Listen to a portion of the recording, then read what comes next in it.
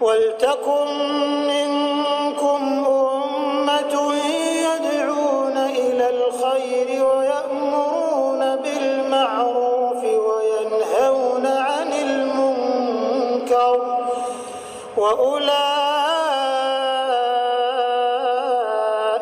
هُمُ الْمُفْلِحُونَ.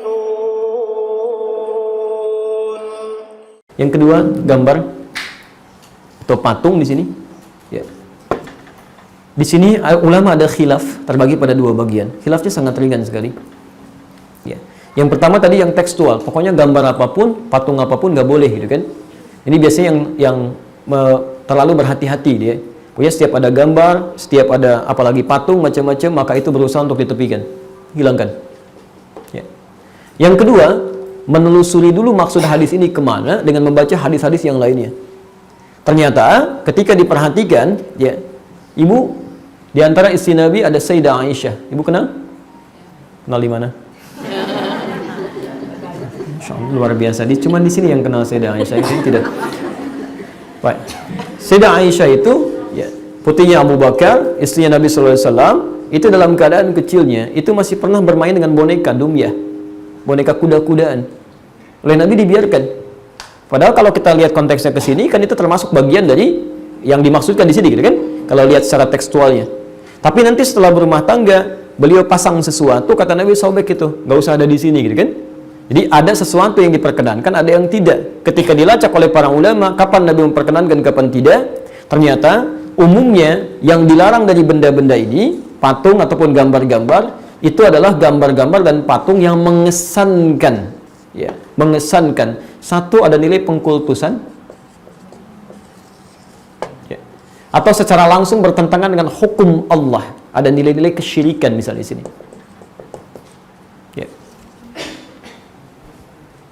Awas, hati-hati, ya. Atau minimal yang punya sifat makruh, membuat kita malas mengerjakan sesuatu. Ya. Misal, maaf ya, kalau orang tua mungkin masih bisa mencerna mana yang terbaik, mana yang harus dibuang.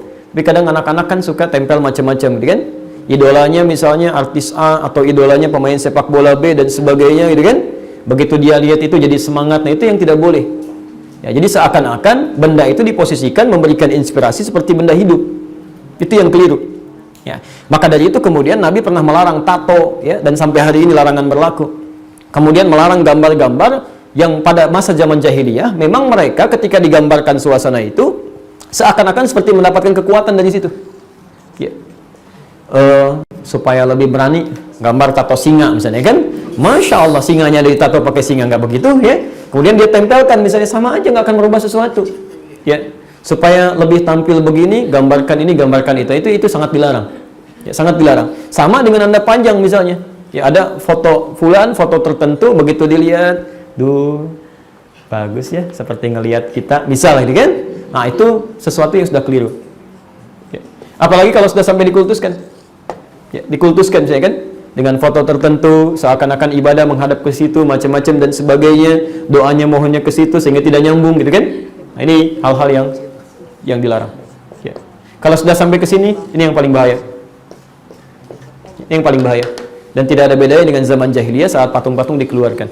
Ya. Jadi di sini ulama kemudian yang kedua berpendapat, kalau sekiranya ada gambar-gambar yang melahirkan manfaat yang memang dibutuhkan untuk maslahat hidup manusia, itu ma'fu'anhu sifatnya, boleh digunakan. Ya, seperti misal saya beri gambaran, ini tegas ya, ulama di sini tegas sekali. Saya beri gambaran kayak anak-anak misalnya, atau fakultas kedokteran atau di biologi yang menggunakan rangka misalnya untuk kepentingan penelitian, itu boleh. Sah hukumnya. Ya, tidak digunakan pada yang lain. Ya, ada rangka malam-malam dibawa ke rumah orang, disimpan di tengah-tengah, gitu kan? Diajak tahajud. Nah, itu salah, ya. Tapi kalau dia simpan di lab untuk penelitian, untuk menerangkan nih alurnya ke sini, alur ke sini, itu sah hukumnya. Boleh, nggak ada masalah. Ya. Atau juga misalnya gambar kita, foto yang ada di KTP, ada di mana, di paspor, gitu kan? Atau ingin mengenalkan kepada anak dan sebagainya, itu nggak ada masalah di situ. Atau kepentingan penyidikan, ya. Bagaimana gambaran orangnya? Pokoknya begitu, Pak. Tolong dilukiskan. Saya nggak bisa gambar, nggak boleh, haram hukumnya. Ya, nggak akan ketahuan orangnya. Akan ketahuan, gitu kan? Ya. Jelas sampai sini ya?